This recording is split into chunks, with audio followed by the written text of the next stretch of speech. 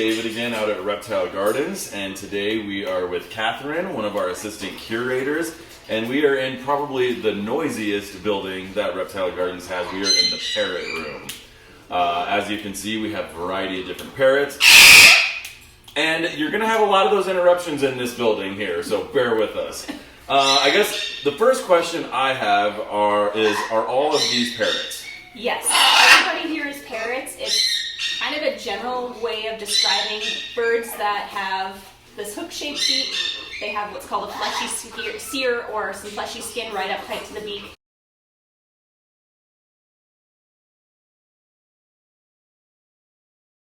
They all have prehensile tongues, which means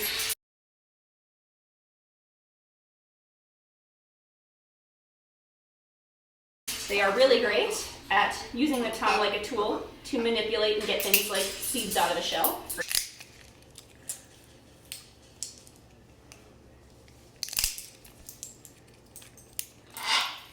And if you want to wave so they can see, they'll have zygodactyl toe arrangements. Can you give them a wave, Reggie? Reggie's a blue and gold macaw. So 2 toes in front, 2 toes in back. That helps give steady grips when they're climbing, and helps them also manipulate around if they're holding a nut or something. Okay, so are parrots found all over the world, or are they from just a specific area? Most people think they're just found in tropical areas or in the jungle, but you pretty much find them everywhere except Antarctica. So some will live in rainforests, others will live in the tundra.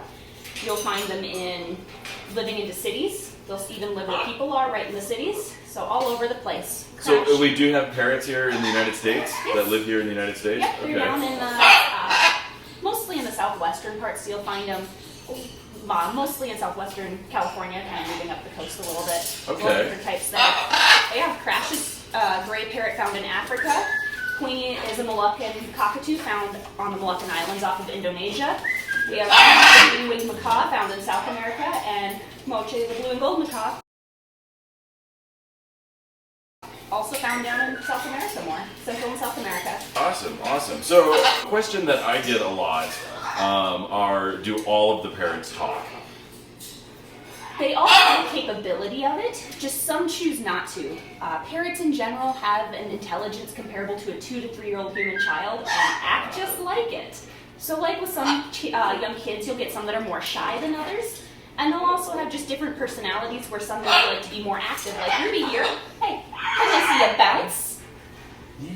Yeah. She loves to do things like bounce and dance, so does Queenie. They're not as vocal as some parrots like Crash and Reggie, who might say, hello, hello. Just kind of depends on the parrot. Well, I've taught Queenie to give me kisses, so... She loves to get kisses. Such a good girl.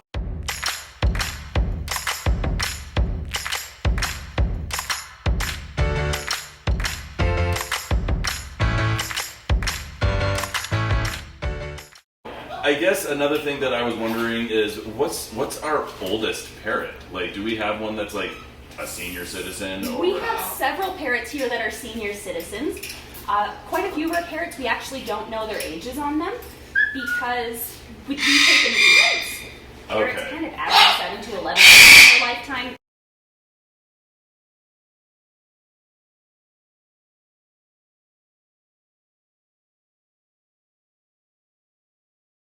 But yeah, we have several, like Queenie, Linlin, Poncho, and Paco, I'd say are our oldest. They are all towards the upper end of what you would consider their lifespan. Okay.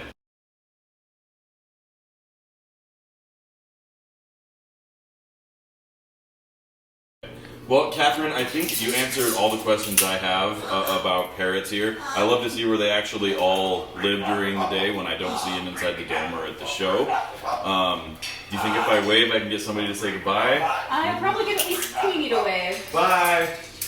Bye. Bye. Reggie, there you go. He said bye. Bye. Bye, Queenie. Can you say goodbye to everybody? Say bye-bye. Wave. Wave, Reggie. Bye-bye. Or you're not. Thank you.